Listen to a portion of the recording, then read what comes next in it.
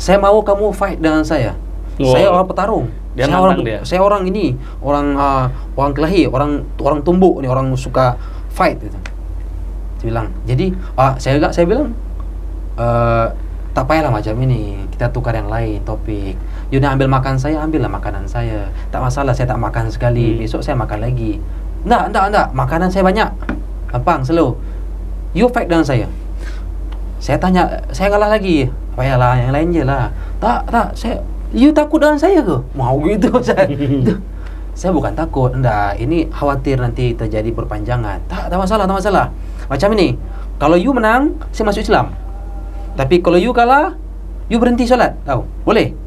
Tapi kalau bila you menang, ajarkan saya Islam. Nanti anak buah saya ni masuk Islam semua. Bismillahirrahmanirrahim.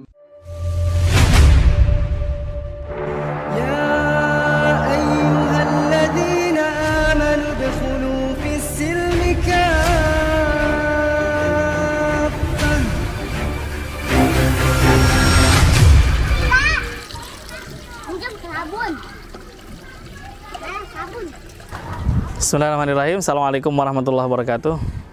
Sangat menarik kisah seorang sahabat yang pernah saya temui ya di Bogor beberapa waktu lalu. Beliau seorang qori ya. Beliau qori di Amar TV. Imam sampai ke beberapa negara di Asia Tenggara ini. Tilawahnya bagus. Menariknya beliau juga seorang yang fighter gitu ya. Dia petarung gitu di sebuah cabang perguruan bela diri.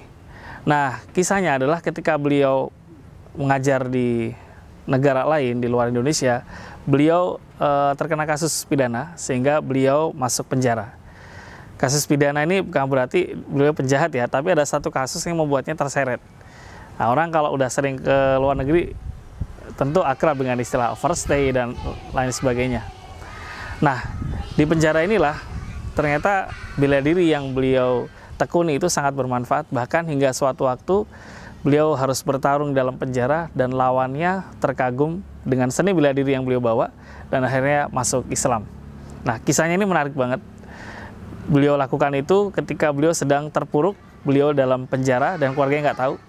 Beliau seorang hafidz Quran, seorang imam. Beliau di dalam penjara itu ngajak orang untuk sholat yang tadinya 1 orang, 2 orang, 3 orang. Akhirnya penjara banyak yang ikut sholat. Jadi ada hikmah dalam episode beliau ketika di penjara itu, ada hikmah sangat besar sekali. Nah, episode yang cukup menarik di sini adalah, sahabat ngaji semuanya, beliau terpaksa harus bertarung, bukan bertarung bukan bertarung karena diadu ya, tapi memang bertarung karena sebuah konflik ya terjadi antara beliau dengan narapidana lain. Akhirnya narapidana ini jatuh tersungkur dan dia mengakui dia masuk Islam. Ya, kisahnya seperti apa? Kisahnya menarik banget, silakan tonton di video berikut ini. Assalamualaikum warahmatullahi wabarakatuh. Waalaikumsalam warahmatullahi wabarakatuh. Alhamdulillah wassalatu wassalamu ala rasulillah. Ini saya ada tamu luar biasa banget. Beliau ini hafidz, kemudian qori di Amar TV. Beliau juga imam di beberapa masjid, bahkan sampai ke mancanegara. Tapi sisi lain beliau ini juga selain aktivis Quran, beliau juga seorang petarung ya. Luar biasa. Dari cabang olahraga boxing. Ya, seperti gambar berikut ini adalah gambar ketika beliau sedang bersiap ya untuk latihan boxing. Beliau juga peraih 3 sanad Al-Quran. Masya Allah, tabarakallah. Nah, ini saya pengen langsung nanya nih, karena inspirasinya banyak banget. Ustadz Farid Al-Buyani. Masya Allah. Itu nama antum asli atau bukan, Ustadz? Itu nama viralnya. Oh, nama aslinya siapa, Ustadz? Nama aslinya dari KTP itu Al-Hajj Munfarid. Al-Hajj Munfarid? Ya. Sebutnya Farid? Sebutnya Farid. Al-Buyani itu apa maknanya? Al-Buyani itu, Masya Allah, qadarullah. Semoga Allah ampunkan dosa bapak saya. Karena bapak saya udah meninggal 2 tahun yang lalu. Beliau yang ngasih saran nama Al-Buyani. Jadi nama Al-Buyani itu diambil dari salah satu pulau yang terletak di Gresik. Jadi sama seperti Syekh Nawawi Al-Bantani. Bawean maksudnya? Nah, ini Bawean. Oh, Pulau Bawean. Pulau Bawean. Jadi saya ngambil dari situ, request dari ayah, Al-Buyani. Al-Buyani. Kalau dari dialeknya antum kayak orang, maaf, kayak orang Madura apa orang Jawa? Iya, masya Allah. Antum bukan pertama kali yang ngobrol gitu. Oke. Jadi banyak orang mengatakan antum Madura sih. Ya udah langsung tak ngomong Madura. Ini kita apa? Bermah. Tanah apa bermah deh. Jadi itu orang-orang tuh nganggapnya orang Madura ya sudah. Gimana enaknya? Sebenarnya nggak ada. Nggak ada darah Madura.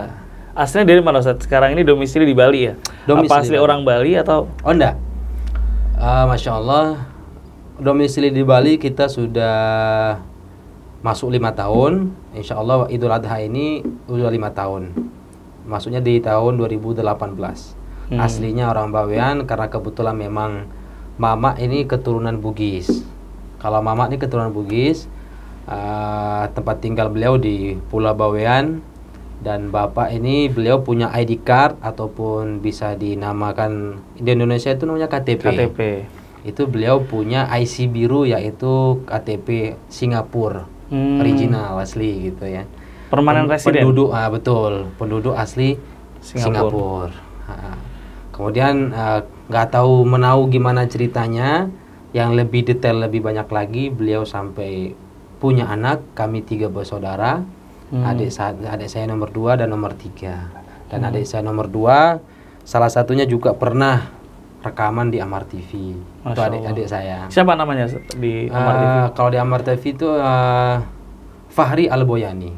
Fahri Al-Boyani. Fahri Jadi Al-Boyani. kata nama Farid Al-Boyani itu Al-Boyani dari kata Pulau Bawean ya. Betul. Masya Allah, tabarakallah. Jadi antum ini darahnya Bawean Gresik ya. Dia Bawean Gresik. Kabupatennya ikut Gresik ya. Betul.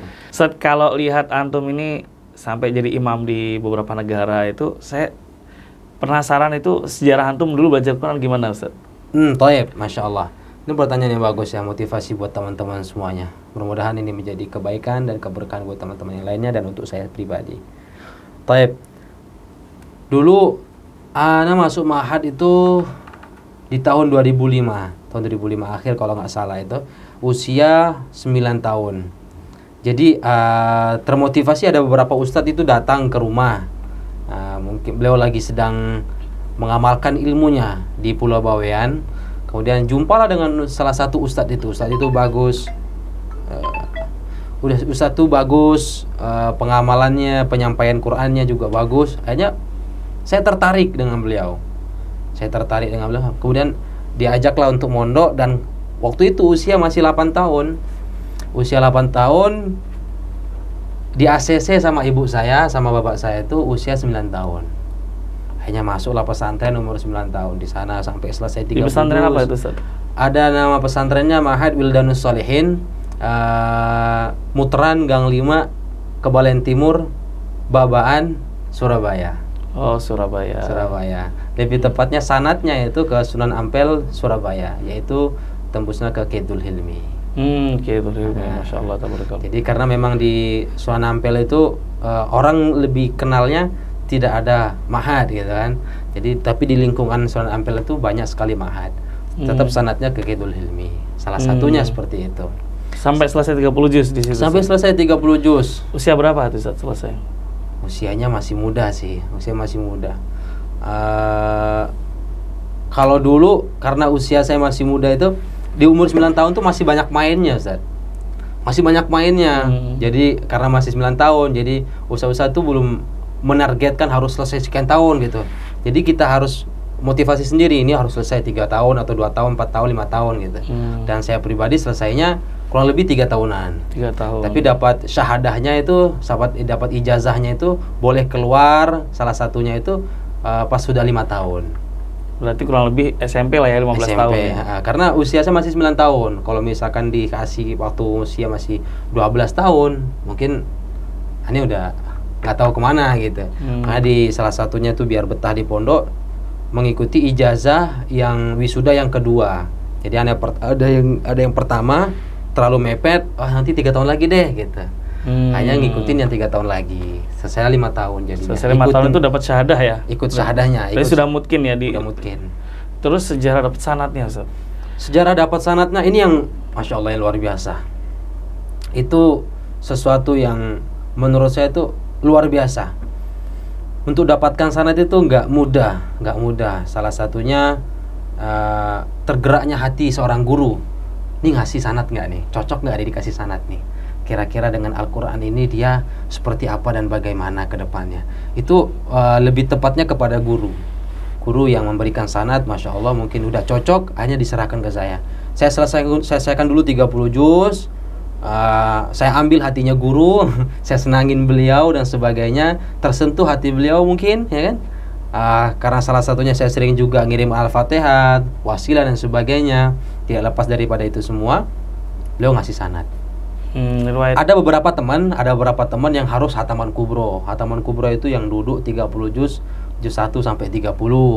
Ada teman-teman yang tidak duduk 30 juz, tapi ada beberapa waktu akhirnya dikasih 30 sanad Quran. Dan itu riwayatnya langsung ke Rasulullah. Masya Allah, Masya Allah. Kemudian sampai antum mengembara ke Kalimantan, mengembara sampai ke berbagai negara tuh, awalnya gimana tuh, Ustaz? Oke, baik. Waktu di Surabaya, jadi ada salah satu ustadz nih, Masya Allah, panutan banget beliau. Masya Allah, panutan banget. Semoga Allah sehatkan beliau, semoga Allah panjangkan umurnya, berkah rezekinya, santri-santrinya juga berkah mengambil nimah ilmu daripada beliau. Jadi beliau itu nelpon salah satu ustadz yang ada di Surabaya tempat saya. Dia bilang gini, Ustadz, saya mau ngambil farid nih untuk di Kalimantan Barat, gitu Ustadz. Kemudian si Ustadz ini, sebut namanya Ustadz Ahmad Walid Hafidahullah, yang hafal Quran, Al-Hafidh. Dia bilang, kenapa harus si farid? Nah gitu. Orang farid ini anaknya nggak bisa dipegang buntutnya, kan gitu. Jadi di pondok itu terkenal nakal, memang susah lompat sana lompat sini, orang bolang gitu. Orang itu nggak bisa diem di tempat. Ini ngapain harus farid? Karena ada namanya, teman saya itu disebutkan namanya, ada si Hanan, ada si ini, si Fulan, kata beliau. Beliau bilang, saya cocoknya sama si farid. Nah, kata beliau Ustadz yang di Kalimantan Barat. Akhirnya ya sudah, karena beliau yang minta, dikasihkan, dilepaskanlah saya dengan ridho. Atau antara ridho dengan ikhlas sih kurang paham guru saya. Tapi saya yakin waktu itu beliau juga berat hati, jangan-jangan si farid ini nanti buat masalah apa gitu kan. Nah, Masya Allah. Tapi dengan keyakinan guru yang saya di sana, saya bisa membawa nama baik yang di Surabaya. Akhirnya di Kalimantan Barat itu bangun perintis pertama gitu Ustaz. Bangun perintis pertama pondok di sana, namanya Madinatul Quran di Kalimantan Barat, Pontianak, Sepakat 2 Ayani. Gitu. Kemudian dari situ kok bisa ke Malaysia, baru keluar negeri. Imam Ramadan atau Imam apa tuh, Ustaz? Pertama kali yang naik itu Imam Ramadan. Pertama kali itu naik Imam Ramadan di Kucing, Sarawak. Kucing ya. Kucing itu dari Pontianak berapa jam tuh, Ustaz? Sekitar 7 jaman. Naik bis ya, darat? Naik bis darat 7 jaman. Ya, kurang lebih 7 jam. Dari Kalimantan Barat, Pontianak itu ke Singkawang, lewat Mempawah, Singkawang, Sambas dan sebagainya sampai perbatasan Malaysia, Sarawak, itu ya sekitar 7 jaman. Gitu Ustaz. Kemudian Ramadan itu berlanjut di Ramadan berikutnya atau antum menetap di Malaysia? Ramadan pertama itu di Kucing, Sarawak. Di sana 28 hari. 2 hari sebelum Lebaran kita sudah balik. Setelah itu udah nggak lanjut lagi. Nah, dilanjut lagi di tahun kedepannya. Tahun depannya itu langsung ke Brunei. Langsung ke Malaysia. Kalau bisa, Masya Allah. Kalau nggak salah ini langsung ke Brunei kalau nggak salah, Insya Allah seperti itu. Langsung ke Brunei Darussalam. Di sana juga Ramadan. Ramadan. Gimana respon orang-orang sekitar, orang-orang Brunei, orang-orang Malaysia dengan hafidz dari Indonesia? Justru yang responsif yang paling besar itu orang kampung saya, gitu, Ustaz. Orang kampung itu bilang gini, kamu kok bisa berangkat ke Brunei? Kita ke Brunei itu habisnya sekian juta. Gitu. Kok bisa masuk dan kok bisa diterima? Kok bisa bagaimana? Saya tuh nggak merasa yakin gitu. Kayaknya kita tunjukin ini paspor. Ini paspornya, kita udah pernah ke sana. Oh iya ya, di sana sekian hari 2 minggu lebih gitu. Oh, bisa ya. Oh, di tempatnya di sini. Saya bilang. Masya Allah responsif dari orang-orang yang ada di Brunei Darussalam juga bagus. Orang sana baik-baik.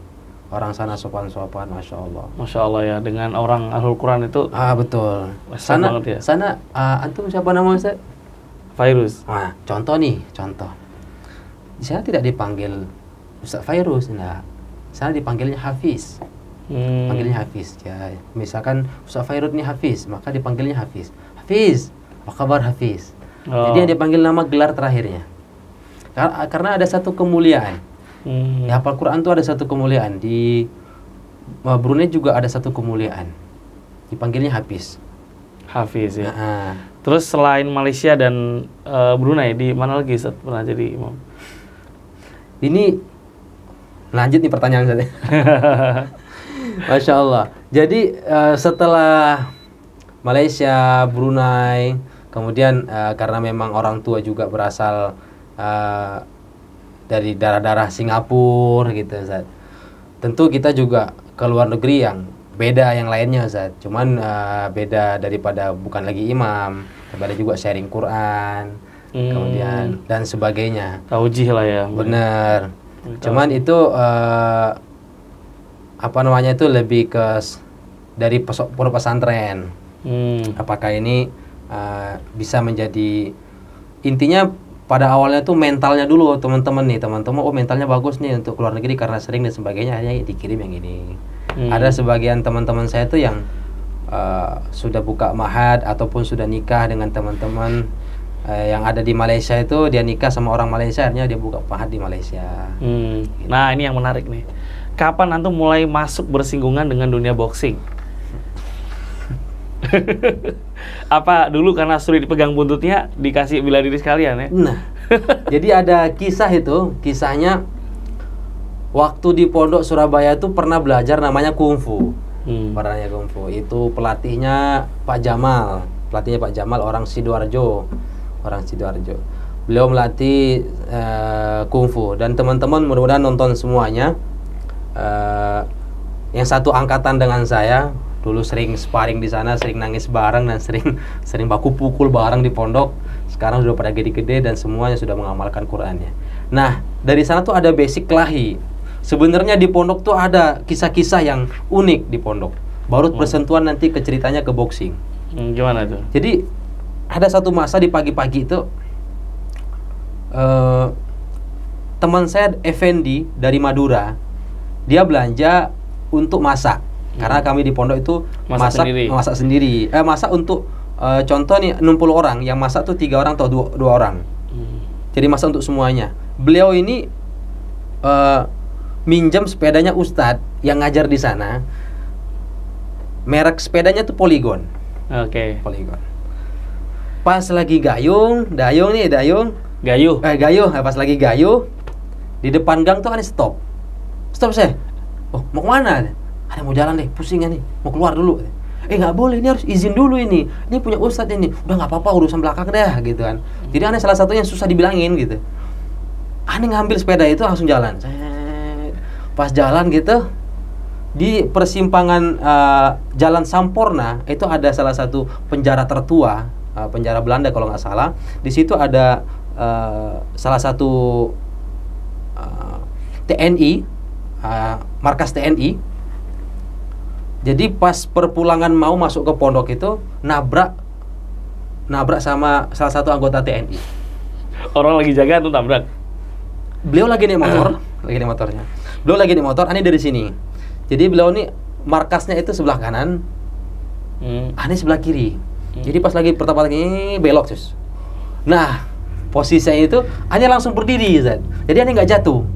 Nabrak, aneh langsung lompat, berdiri gitu. Aneh ceritain ini sama Ustadz tuh ketawa Ustadz tuh, yang di Surabaya itu. Jadi dari situ tuh si TNI ini nggak terima. Ya, nggak Allah misal ya, terjadilah seperti itu. Dipukul. Aneh tepis, tak gitu. Nah, kok bisa gitu kan? Kok bisa?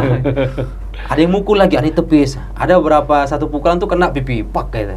Dan di situ kan ada salah satu mungkin dari panglimanya atau perwiranya dan sebagainya. Ini anak kecil nggak boleh nih, bla bla bla bla. Kalau saya menerima itu ya sudah, karena beliau ini emosi mungkin ke saat itu atau ada masalah dan sebagainya. Akhirnya tersulut seperti itulah. Akhirnya pulang bawa sepeda. Udah selesai nih, Ani pulang sampai bawa sepeda, nggak kerasa Ustaz, nggak kerasa. Tapi setelah masuk Telkom, kerasa sini bendol-bendol, sakit-sakit, baru kerasa. Masuk ke pondok, itu ditanya, katanya kamu ada kasus di sana? Iya Ustaz. Kasus apa? Nabrak TNI Ustaz.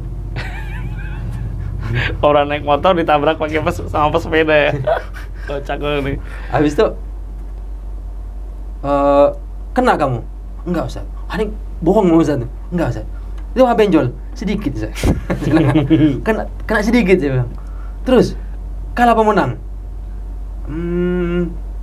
Saya tangkis Ustaz. Gitu. Dia pukul saya tangkis Ustaz. Oh gitu. Ya udah.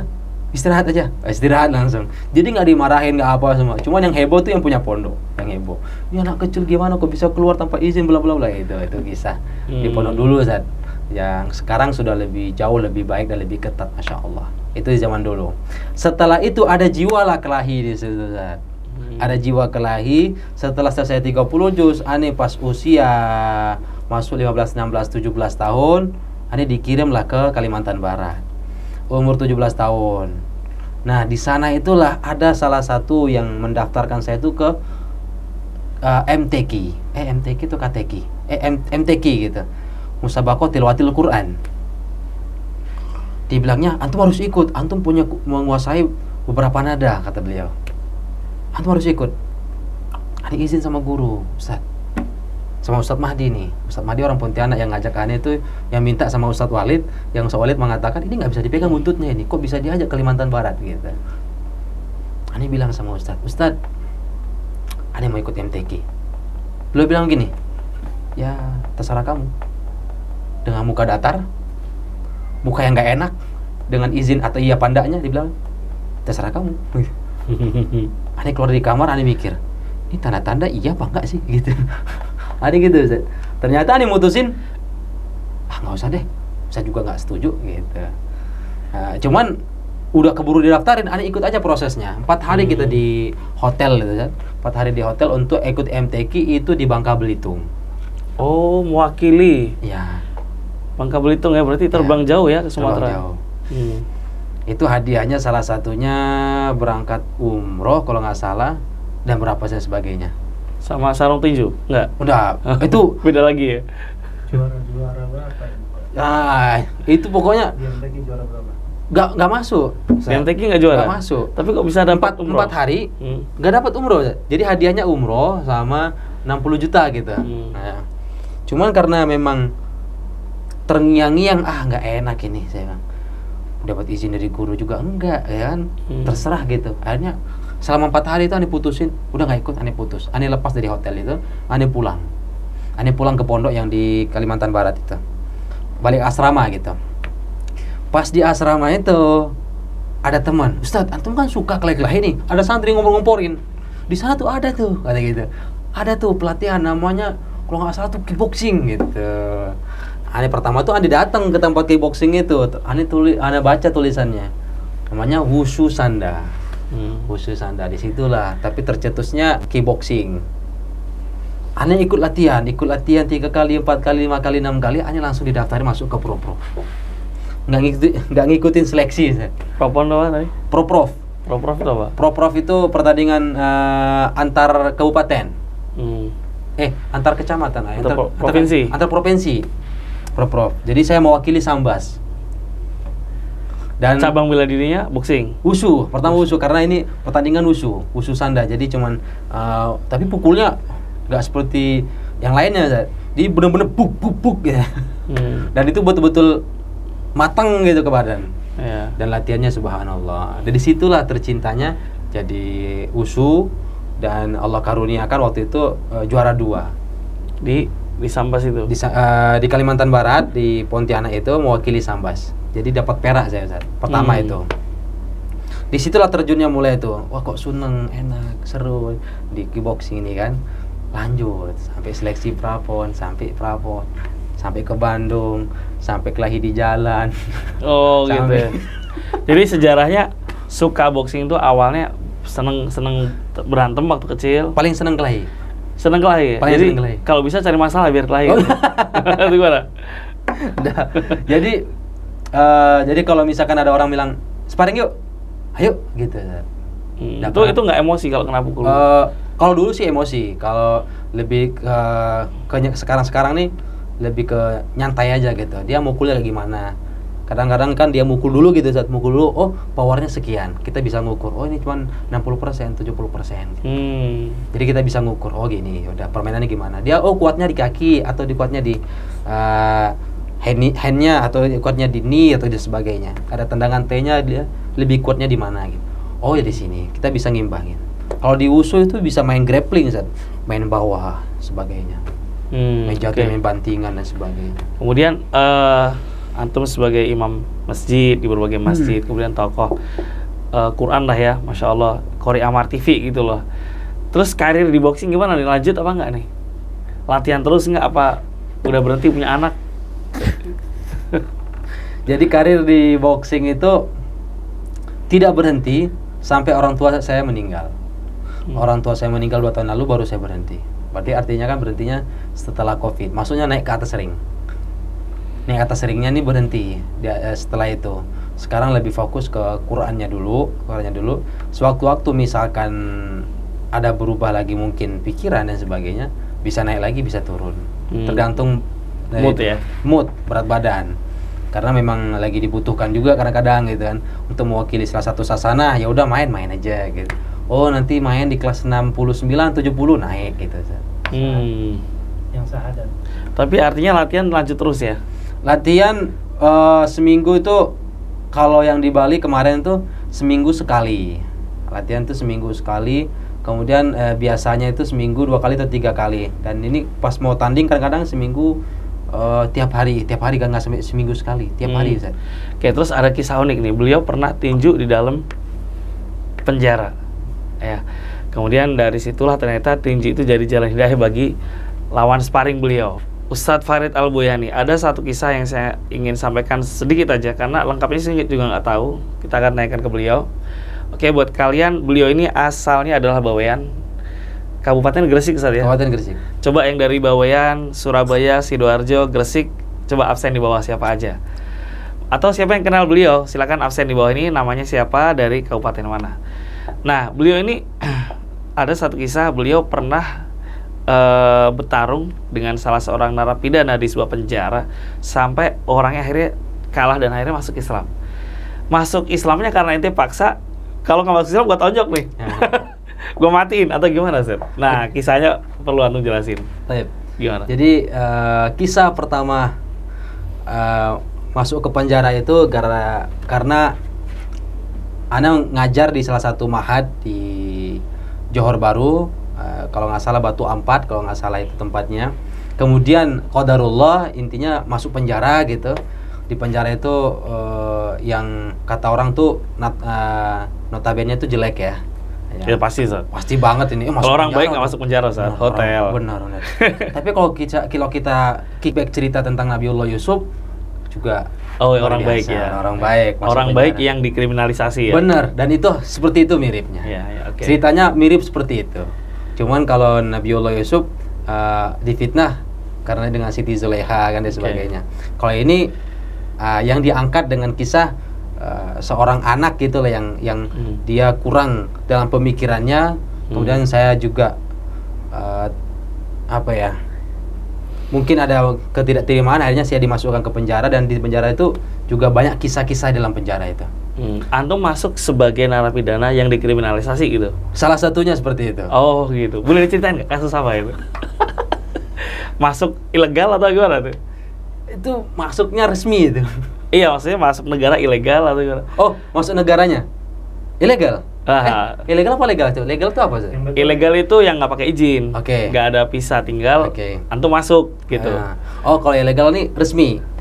Jadi atau mungkin pidana-pidana kecil, pelanggar lampu merah. Oh enggak. Itu masuk mahad itu diundang untuk ngajar di satu mahad, dan itu sudah resmi dan sebagainya. Cuman anak-anak ini yang ada case dengan saya itu, jadi anak ini kalau dibentak dikit nangis gitu. hanya sering ngadu nih sama orang tuanya gitu. Ada nggak bisa ceritakan yang lebih detail, tapi kasusnya pada seperti itulah. Akhirnya orang tuanya tuh merasa kurang setuju nih, kurang terima. Antum dilaporin? Hanya dilaporin, masuk nih. Dan orang tua tuh sampai stres nih orang tua. Wah, anak saya masuk penjara bla bla bla bla bla bla gitu kan. Cuman ada yang tahu keluarga, cuman saya, adik saya sama keluarga dan sebagainya. Itu dan hanya wali murid yang ada di Mahat itu. Masuk 7 hari di sana, dicek dan sebagainya, ditanya sama polisi. Apa you case dekat masuk sini? Bilang, oh saya case ada ini, ada mengajar, tapi mengajar ini ada salah satu budak memang diajarkan susah juga. Lepas tu kita nasihati dia, tapi bila dia menangis dia mengadu dengan orang tua dia. Lepas tu dia masukkan naiklah ke tengah. Masuk dia tengah ni dia laporkan polis. Masuklah saya. Kata polisi ini sebenarnya kes ini tak tinggal you minta maaf lah dengan orang tua dia bilang. Oh, saya tak faham saya dengan bahasa dengan orang masukkan naik ke tengah. Okey lah, tak masalah. Dah kesnya dah masuk dalam polis, dalam sini, dalam lokap nih, okey lah. You tak masalah. Saya jamin you tak ada masalah dalam sini. Sebab polis tu dia bilang gitu. Baik ya. Baik Kali ya. Sebab you hafiz Quran kan? Saya hafiz Quran. You dekat Indonesia kan? Ya, saya orang Indonesia. Masuk sini pun dengan resmi kan? Resmi betul. Kalau tak resmi pun tak mungkin ada you masuk sini. Gitu kan? Saya resmi, saya masuk ilegal nih dengan undangan. Saya masuk legal. Legal. Legal ya. Saya masuk sini legal ya kan. Semua di dalam undangan, semua ada surat menyuratnya. Ya, saya dah tengok, saya ada cek semua. You masuk sini pun resmi. Okey. Kes macam ini memang dah sering berlaku. Tapi itulah, bila anak tu nakal, orang tua tu tak faham dengan mengajarkan budak-budak. Suruh ustaz mengajar. Bila ustaz bentak sedikit nangis, dia lapor dengan mamak dia. Mamak dia lapor dengan polis. Apa macam ini? Bila anak mau jadi hafal Quran, bila Masya anak mau Allah. jadi orang pintar. Polisnya pun bela antum ya? Polisi ini adalah orang juga pernah mondok. Masya Allah. Allah jumpakan di Salam sana. Subhanallah. Jadi saya tuh terasa ternikmat dalam penjara tuh. Okey, tak masalah. You pakai baju ini, saya kasih you baju. Biasanya kasih baju lengkap apa semua kan oranye tuh. Masuk lengkap, okey. Nanti bila you tanya dengan orang-orang ni dalam sini, you cakap je lah kes biasa. Jadi kes biasa tu kayak orang-orang jahat besar. Karena saya digabungin dengan orang-orang besar. Penjahat-penjahat gitu ya? Penjahat yang memang sudah geng kapak, kayak gitu lah bahasanya itu. Orang-orang yang memang penjahat besar nih. Masuk, di situ saya diam. Saya ndak lapar, ndak apa gitu, Ustaz. Jadi waktunya makan, saya ndak makan, saya kasih orang-orang. Ada sewaktu itu saya mau sholat nih, sholat maghrib. Kemudian saya sholat sendirian pertama. Sendiri? Orang muslim situ nggak pernah sholat? Nggak pernah sholat. Pertama sendiri. Sholat isya. Yang kedua nih, ada orang nanya, you nak buat apa? Saya nak sholat lah. Boleh saya ikut? Oh boleh. Ada 2 orang, 1 orang. Hanya berdua kita sholat. Masya Allah. Itu dalam sel itu ya? Dalam sel. Dan itu terbatas. Dan itu unik kali ya? Unik. Narapidana sholat ya? Masya Allah. Terus? Dengan keterbatasan tempat, keterbatasan juga untuk sujud dan sebagainya. Kita juga nggak tahu gimana cara sah sucinya dan sebagainya. Karena kita nggak tahu. Sempit sekali kok sampai sujud. Sempit sih enggak, Sat. Cukup lah. Cuma kan tahulah, namanya juga kita kumpul begitu banyak orang. Nah, kemudian sholat isya udah berdua nih, subuh nih nambah 2 orang lagi, jadi 4 orang lah dengan kita. Subhanallah. Jadi daya tarik ya, antum yang mulai sholat di sini. Saya baca paling ternikmat itu. Bismillahirrahmanirrahim. Alhamdulillahi rabbil alamin. Ar-Rahmanir-Rahim ila akhir ayat. Sampai baca sampai ayat dan sebagainya. Ada daya tertarik di waktu isya. Akhirnya subuh nambah. Subhanallah. Nambah orang rame. Jadi hidayah bagi mereka yang sholat ya tadinya. Kemudian zuhur nih, Ustaz. Zuhur nih nambah jadi 7 orang. Jadi yang muslim-muslim ini tertarik. Ada 1 orang dia bilang gini, Ustaz. Bukan bilang Ustaz. Hey bro. Oke, saya bilang, what's up? Saya ini ada pakaian. Saya tak ada pakaian. Saya pakai celana aja. Pakaian saya dipakai kawan saya dia tengah tidur. Kasihan, macam mana? Sah ke tak nih? Saya bilang, dalam Saya juga bingung kan. Dalam keadaan darurat. Saya bilang, celana tapi bila diangkat itu cuma di atas, di bawah lutut. Ya. Kalau ditutup sampai ke pusar, oke, enggak masalah. Saya bilang, pakai aja lah. Oh, enggak masalah ke? Boleh. Boleh. Sangka orang itu semua pakai tutup aurat, pakai sarung, dia pakai baju apa nih? Ya. Besok, macam ni boleh? Boleh. Ambil wudhu dulu. Boleh tak kau ajarkan saya wudhu? Subhanallah. Itu pertama tuh wudhu dulu, Ustaz. Wudhu itu. Oke, kita ajarkan wudhu, bla bla bla bla. Kau tak tahu tuh ke? Saya tahu, saya Islam tapi tak pernah sholat. Subhanallah. Kalau saya tahu sholat, mungkin saya tak mungkin ada case macam ini. Ya kan case-nya berat-berat, Ustaz. Case-nya berat-berat, ada yang narkoba, ada yang hisap ganja dan sebagainya, bla bla, ada yang bunuh, ada yang gara-gara kayak bahasa sekarang tuh judi dan sebagainya. Tapi yang mungkin gak ada buronan mertua kali ya. terus. Salah satu buronan mertua itu karena hafal Quran itu. Itu buronan mertua itu. Jadi kemudian ada satu masa itu yang paling mentakjub bagi saya ini, ada satu orang ini yang dia nih gengnya termasuk besar di situ, berpengaruh. Dia mungkin merasa bising lah ini. Saya terkacau lah, terganggu bahasa Indonesianya, terganggu lah. Saya ini nggak senang lah dia. Nggak senang lah, tengok macamnya tak senang. Akhirnya dia bilang gini, "Hey you, oke, apa hal bro?" Bilang, "Apa hal? You boleh tak berhenti sholat nih? Saya rimas lah, saya ini tak suka lah saya tengok." Oh, apa hal yang kamu tak suka? Saya bilang, "Apa yang kamu tak senang? Tak senang lah kau tengok. Tak senang lah. Apa kau paksa?" Oh gitu. Pokoknya bentak aja gitu, Ustaz. Dia non muslim tuh. Dibilang enggak, bukan muslim. Dia kalau nggak salah tuh Hindi kah atau apa gitu, orang Kristen kalau gitu, orang Hindi lah gitu, masalah tuh. Tapi memang udah lama di Malaysia. Oke. Jadi macam mana? Kau tanya sama orang nih, dia mau tak berhenti sholat? Kalau misalkan dia mau berhenti sholat, terpulang lah. Macam ini lah, you berhenti dulu jadi apa tuh? Jadi orang depan sekali itu apa namanya? Saya tak paham. Gitu. Imam ya. Ya. Tak paham tuh. Oke, macam tu lah. Itu yang di depan. Oke, you berhentilah, nanti mereka orang berhentilah semua. Gitu. Tapi saya tak boleh, saya ini muslim, saya harus berhenti sholat. Yang kau tahu ni sholatnya apa? Ketenangan, senang. Kenapa kau masuk sini kalau udah senang? Orang tenang kenapa masuk lokap? Orang baik-baik tak mesti masuk lokap, orang jahat lah masuk lokap. Oke. Ceramah juga di sana. Lokal tuh penjara ya? Lokap itu penjara. Jadi ceramah juga. Ya betul juga sih, orang baik itu harusnya jangan masuk lokap. Tapi dalam pikiran saya, dia orang ini tarbiyah tuh kadang-kadang nggak mesti harus di luar juga, ada juga di penjara. Kalau takdirkan masuk penjara ya. Takdirkan, Allah takdirkan. Terus? Setelah itu singkat cerita intinya gini, Zat. Oke, saya ini tak suka. Saya tak suka dengan solat. Ya. Saya ada beberapa kawan muslim, tapi muslim dia mabuk, muslim dia ni ikut dengan kami, mak rempit itu orang pembalap. Dia ada berzina juga macam ni lah, hisap dada dan sebagainya. Ada juga muslim macam itu. Okey, saya bilang. Jadi apa masalahnya? Saya mau kamu fight dengan saya. Wow. Saya orang petarung. Saya orang ini, orang kelahi, orang tumbuk ni, orang suka fight gitu. Saya bilang. Jadi saya bilang tak payahlah macam ini. Kita tukar yang lain topik.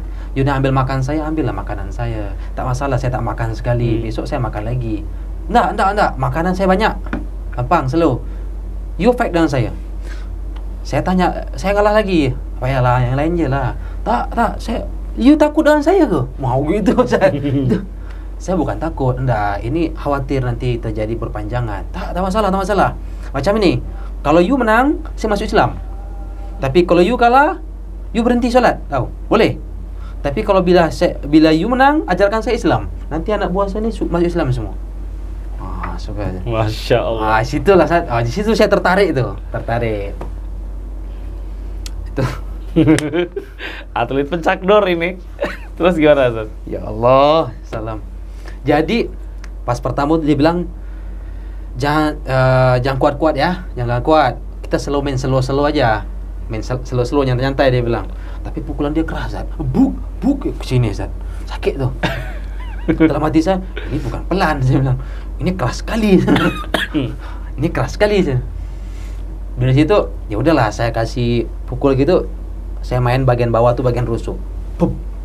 Baru dia emosi, Zat. Pas emosi, tersulut emosinya, dia main sembarangan. Ya kalau kita nih kan orang yang sudah latihan, udah pernah berlatih, bahkan kita udah pernah bertanding. Lihat orang itu kan marah tuh paling begini aja, Zat. Yang diandalkan itu bagaimana kena pukulan itu, ya kan? Tapi pukulan itu nggak terarah. Di situ poin saya besar. Jadi saya mundur, saya pukul, boom, pukul, mundur, boom. Itu sampai lebam-lebam, Zat.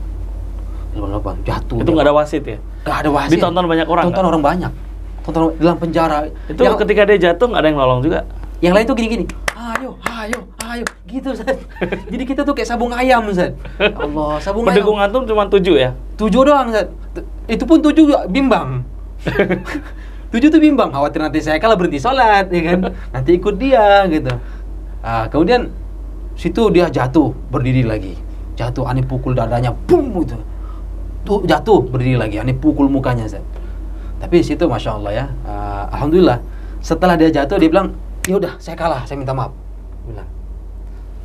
Disitulah nikmat terbesar bagi saya. Saya cerita ini sama mudir tuh sebagai pimpinan pondok dan sebagainya. Mudah-mudahan ini nonton beliau nanti. Masya Allah. Mudah-mudahan beliau nonton. Semoga beliau masih ada umurnya. Mudir di pesantren? Iya, di salah satu pesantren di Malaysia. Insya Allah beliau hadir. Salah satunya ada salah satu ustadz yang sering jenguk saya. Ada. Oke, mungkin teman-teman yang saat ini menonton dari Malaysia silakan komen ya. Dari Malaysia sebelah mana dan pernah nggak diimamin beliau? Terus gimana? Kemudian setelah itu, habis itu dia mengucapkan syahadat. Pertama 1 orang. Jadi ingat betul, bimbing saya syahadat. Dia nggak ngerti sama sekali itu syahadat. Dan yang bimbing dia itu pertama dilatih dulu sama orang-orang yang sudah sholat tuh. Syarat tuh gini, macam ini. Baru laporan ke saya. Jadi saya jadi bos besarnya di penjara itu. Padahal anak baru ya? Anak baru tuh. Newcomer ya? Dan itu kan prosesnya cuma 3 hari. 3 hari lagi saya keluar. Oh, itu cuma divonis seminggu aja? Itu seminggu. Dia syahadat, kemudian dia mandi. Setelah syahadat dia mandi. Aneh itu sampai, ya Allah, kok gini ya, Masya Allah, perjalanan saya. Orang tua saya tuh nggak tahu, Zat, kalau saya tuh seperti ini. Di penjara itu ya? Di penjara tuh seperti ini dan sampai bisa mengislamkan. Allah hadiahkan orang itu bisa Islam. Itu orang tua saya nggak tahu. Berarti antum dengan jalan itu sebenarnya bukan niat nonjok dia biar dia masuk Islam ya? Enggak. Melayani aja. Karena ada permintaan ya kan? Permintaan. Ani sebenarnya nggak mau, Zat. Nggak mau. Tapi karena ini kan ya, terdesak, dipaksa kan. Wah, mungkin nggak bisa ngalahin dia gitu. Akhirnya Ani push sampai dia ampun gitu. Akhirnya masuk Islam. Masuk Islam. Cuman dia atau sama anak-anak? Satu orang tuh pertama, habis itu dia mundur ke belakang. Pas waktu kalau nggak salah itu ba'da maghrib atau isya gitu, hanya nyusul 3 orang lagi. Syahadat juga. Disitulah pertama kali yang saya ajarkan itu pertama, Ustaz, cara makan yang benar. Pertama kali yang saya ajarkan itu cara makan yang benar. Karena di sana kan terbatas, di penjara itu terbatas, Zat. Mau mandi gimana? Di sana cuma berapa kamar mandi? 2 kamar mandi untuk isi 60 orang atau 40 orang lebih bahkan. Subhanallah. Ya kan? Terbatas banget. Akhirnya yang pertama yang tercetus di otak saya itu yang paling mudah untuk diajarkan tuh makan. Waktu makan saya bilang duduknya seperti ini, kakinya di sebelah kiri itu didudukin, kaki kanannya diatasin. Apa tujuan macam ini? Ini biar ini perut nih ada 3, 1 untuk napas, 1 untuk air, 1 untuk makan. Bila penuh semua nanti kita rasa malas, kita merasa ngantuk, ibadah tak kuat. Saya bilang, bila dah kenyang kita napas susah, bila dah banyak kenyang kita susah untuk napas dan sebagainya. Oh macam itu. Oke, dia makan pelan-pelan. Bila makan tak boleh lompat dengan kawan lain. Makan dulu dekat-dekat kita. Selesaikan dulu. Bila dah mau ambil tempat jauh, izin dulu sama orang setempat yang di sana. Boleh tak saya ambil? Saya ajarkan pelan-pelan gitu, Ustaz. Menangis mereka, Ustaz. Saya belum pernah menemukan Islam macam ini. Masya Allah, tabarakallah. Jadi ini cara makan. Jadi asbab hidayah ya. Hidayah. Saya bilang dengan 5 porsi ini, insya Allah yang berkah 4 porsi saja. Saya bilang, macam tuh. Asalkan kita makan bersama-sama. Kita duduk satu barang nih. satu kotak nasi ini kita makan untuk 4 orang. Jadi isinya 4 nasi, satu nasi. Satu nasi ini buat siapa nih? You kurang tak? Kalau you kurang you makan, tapi kalau you rasa nak sedekah, kita sedekah lah. Oke, saya sedekah, saya ikut ya.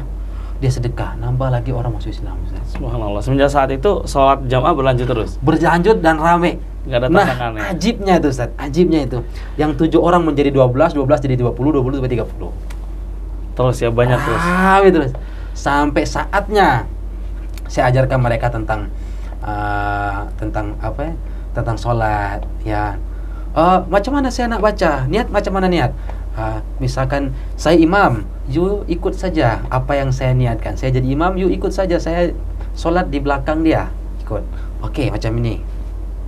Jadi belum ada lainnya karena terbatas dalam situ. Dan antungnya cuma pendek juga ya, seminggu ya. Pendek seminggu banget. Dan itu aneh merasa kurang juga sih. Cuma karena orang tua kan, kita jaga perasaan orang tua dan sebagainya. Akhirnya keluar ya. Tapi pas mau keluar saat ada ceritanya mas keluar. Pas mau keluar dibilang ada panggilan. Farid, dah boleh keluar, dah boleh out. Disitulah banyak orang nangis. Banyak orang nangis. You boleh tak minta tambah lagi dengan polis-polis nih? You tambah lagi. You tambah lagi seminggu lah kami di sini. Di situlah ada cerita, Ustaz. Situ ada cerita. Kami tak mungkin ketemu dengan you lagi. Apa kenapa ini macam ini? Saya minta waktu lah dengan polis. Polis, boleh saya duduk sekejap boleh? Boleh. Saya kasih masa kamu dalam 30 menit boleh? Boleh 30 menit.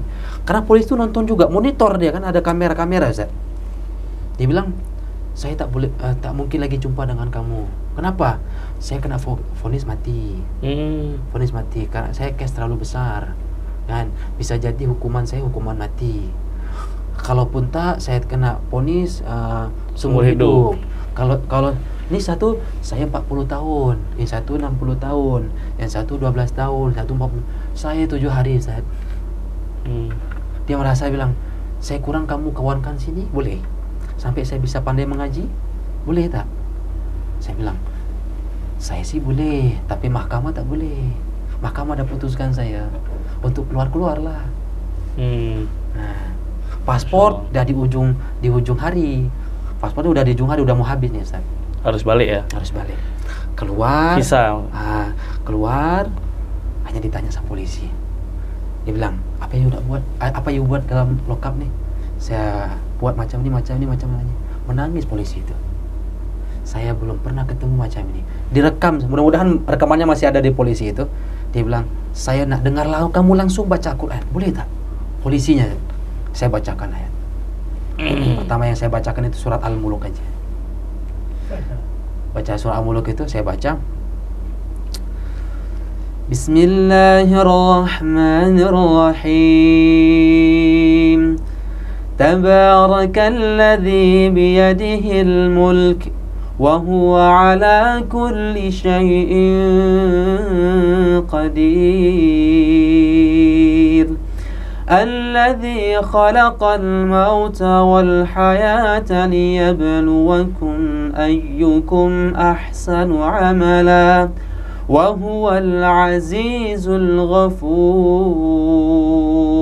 إلى آخر ayat. Ini baca, direkam sama mereka. Masya Allah. Yang saya ingat itu saya baca itu.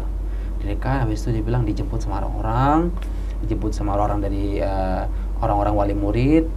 Mereka pelukan dan sebagainya. Habis itu diantar pulang. Menarik, Ustaz. Jadi beliau ini dari kisah itu aja saya udah wah luar biasa ya. Ternyata asbabnya awalnya baca Quran ya. Baca Quran di penjara awalnya orang nggak suka, akhirnya orang jadi penasaran. Betul. Saya menyangka barangkali dia ngajak fight itu sebenarnya buat ini aja, buat pintu masuk biar deket. Benar.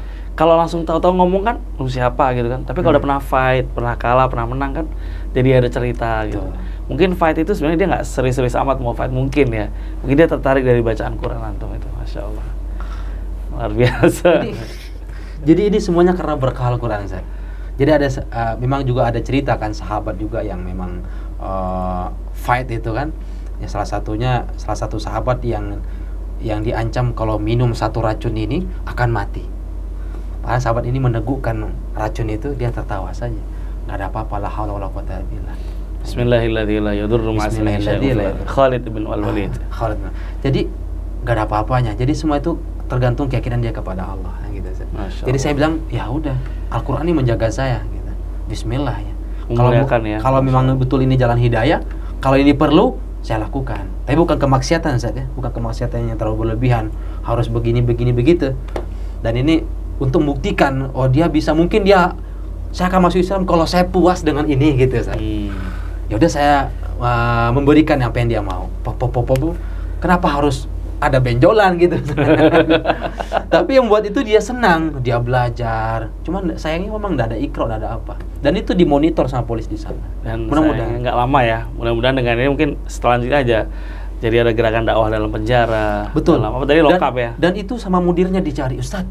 Habis ada tak orang yang masuk Islam tuh keluar? Saya nggak tahu lagi nih, Pak Cik. Saya tidak tahu, saya tidak hafal lagi, saya tak catat nomor dia, saya tak catat alamat dia, saya tak paham. Tapi itulah macam itu ceritanya. Tapi monitor tuh ada semua dalam dicek terus. Nah, pertanyaannya nih sebelum saya akhiri, ketika ada monitor diawasin, kok bisa tuh berantem nggak dipisahin sama polisi? Temponya singkat kali ya. Mungkin itu Allah bisa ya. Allah bisa ya, mungkin karena terlalaikan mungkin lah Ustaz. Atau biasa. Mungkin polisinya juga lagi nonton, seru nih. Seru gitu ya. Kayak Boyke lah main fighting gitu. Kayak di penjara kan ada film-film yang fighting di penjara gitu Ustaz. Tapi nggak sampai fatal apa dan sebagainya. Oke, Ustaz Farid. Khair insyaallah. Al-Baweani. Untuk memudahkannya ngomongnya Al-Baweani ya. Aslinya Bawean ya. Bawean itu pulau kecil yang saya pernah dengar itu nyebrang dari Gresik. Betul. Dan itu menarik, Ustaz. Makanya saya pengen banget ke sana. Harus main ke sana. Berapa jam itu nyebrang dari Gresik? Dari Gresik itu 3 jam kalau naik speedboat, Ustaz. 3 jam ya. Kalau naik ferry? Kalau naik ferry bisa 8 jam. 8 jam, Masya Allah. Baik, teman-teman yang mau ke Bawean, ketemu langsung beliau, insya Allah nggak ketemu, karena beliau udah di Bali. Yang di Bali, yang mau ketemu beliau, silakan komen di bawah ini, insya Allah saya sampaikan salamnya. Kontaknya saya akan tulis di deskripsi. Kalau udah banyak yang nulis siapa aja namanya dan dari Balinya sebelah mana. Ini beliau jadi imam di masjid, di sebuah masjid di Bali, di Al-Fatah Bali. Jazakallah khair Ustaz. Jimbaran. Insyaallah. Barakallahu fikum. Assalamualaikum warahmatullahi wabarakatuh. Waalaikumsalam warahmatullahi wabarakatuh. Nah, video tadi tuh mengisahkan pada kita semua, ya belum lama ini dunia UFC MMA itu ramai setelah masuknya Habib dalam pertarungan yang 30 kali dan nggak pernah terkalahkan. Imbasnya adalah banyak anak-anak muda muslim yang mengelulukan Habib, seorang muslim taat, Masya Allah, gaya hidupnya taat, tidak minum alkohol, tidak bertato, di atas ring, di oktagon dia mengucapkan takbir, dia mengenalkan Islam kepada halayak dan akhlak yang sangat baik, yang itu diturunkan oleh ayahnya yang juga seorang muslim taat, yaitu Abdul Manaf Nurmagomedov. Tapi jauh sebelum itu, kisah Ustadz Farid tadi mengingatkan kita juga pada ribuan tahun yang lalu, ketika seorang petarung dari padang pasir yang sangat kuat, setiap hari gembala ratusan ekor kambing, hidupnya di bawah terik padang pasir, sudah sangat terlatih, namanya adalah Yazid bin Rukanah. Ini masih ada family sama Rasulullah SAW, tapi dia sangat benci kepada Rasulullah SAW. Hingga suatu hari dia melihat Rasulullah lagi jalan sendirian nih, maka disamperlah Rasulullah SAW. Diajak bergulat, diajak bertarung. Bukan diajak bertarung ya, jadi niatnya mau ngebunuh dulu ya, karena dia bilang gini, kalau bukan karena kekerabatan antara saya dan kamu, saya nggak usah ngomong, saya langsung bunuh kamu. Tapi karena masih ada hubungan keluarga, ya jadi ikatan kabilah itu sangat kuat, maka masih ada unggah-ungguhnya lah. Ayo taruh sama saya. Rasulullah SAW akhirnya berdoa meminta pertolongan kepada Allah, dan Rukanah ini meminta doa kepada Tuhannya, yaitu Lata dan Uzza. Lalu Rukanah bilang gini, kalau kamu bisa ngalahin saya, ambil 10 ekor dari kambing saya, terserah kamu yang mana. Maka Rasulullah memulai pertandingan, dan Rasulullah menguncinya sehingga punggung Rukanah ini terjatuh di atas tanah, dikunci sama Rasulullah. Kalau sekarang mungkin wrestling ya, dikunci sama Nabi sehingga dia menyerah. Lalu Rukanah ini mengucapkan satu kalimat yang sangat bagus. Dia mengatakan, maka ahadun wada'a dhahri 'alal ardi ahadun ma wada'a dhahri 'alal ardi ahadun qablak. Nggak ada orang yang pernah ngalahin saya, sampai jatuhkan saya di atas tanah itu nggak pernah ada. Kemudian dia bilang, Ud ya Muhammad, yuk ulang sekali lagi, tanding lagi. Sebelum tanding, Rasulullah meminta pertolongan kepada Allah juga. Begitu juga Rukanah. Rukanah minta doa dengan berdoa kepada sesembahannya, yaitu Lata dan Uzza. Yang kedua, Rasulullah menang lagi. Yang ketiga, Rasulullah menang lagi. Kemudian Rasulullah mengatakan, saya tidak butuh kambing kamu, tapi kau masuk Islam. Kemudian dia masuk Islam dan mengatakan, maka ahadun abghadu ilayya minka. Sebelum ini nih, sebelum saya bertarung membuktikan keperkasaan Muhammad, orang yang paling saya benci adalah Muhammad, karena dia mengobrak-abrik ketuhanan saya, gitu ya. Ketuhanan turun temurun nenek moyang saya selama ini musyrik. Ternyata setelah saya menjajal kekuatan Muhammad, kemudian sudah mendengar tentang kisah kejujuran akhlak Nabi, kemudian dia masuk Islam. Dan Rasulullah SAW dikatakan dalam riwayat itu, farada alaihi ghanamah. Semua kambingnya yang jatahnya 30 ekor itu dikembalikan semua. Rasulullah nggak butuh itu. Rasulullah butuh apa? Kamu masuk Islam, maka engkau akan selamat. Demikian tadi kisah keperkasaan para fighter Muslim. Nah, video tadi Ustadz Farid Duyani juga kisahnya mirip dengan kisah Rasulullah SAW tadi ya. Juga kisah fighter-fighter Muslim lain di daratan Eropa ya, ada Hamzat Chimaev, ada Islam Makachev, ada Habib Nurmagomedov, dan banyak sekali. Oke, itu aja. Mudah-mudahan bermanfaat, menambah keimanan kita semuanya. Assalamualaikum warahmatullahi wabarakatuh.